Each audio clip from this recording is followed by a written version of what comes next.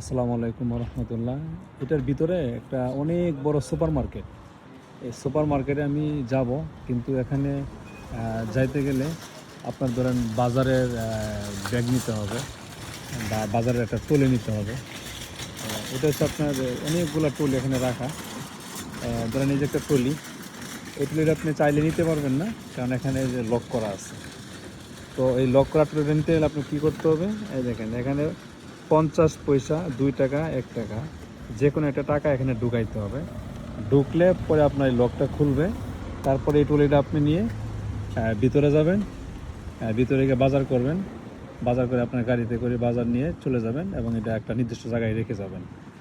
মানে কোনো ছাড় নাই, আপনি টাকা দিয়ে বাজার করবেন, জাস্ট এই গাড়িটা আপনি কিছুক্ষণের জন্য ইউজ করবেন। মিনিমাম 50 পয়সা আপনাকে পে করতে হবে। 50 পয়সা, 1 টাকা, 2 টাকা। 1 টাকা মানে 150 টাকা, 50 পয়সা মানে হচ্ছে 70 টাকা বা 75 টাকা। সকলে ভালো থাকবেন, ধন্যবাদ। অন্য কোনো বিষয়ে আবার কথা হবে।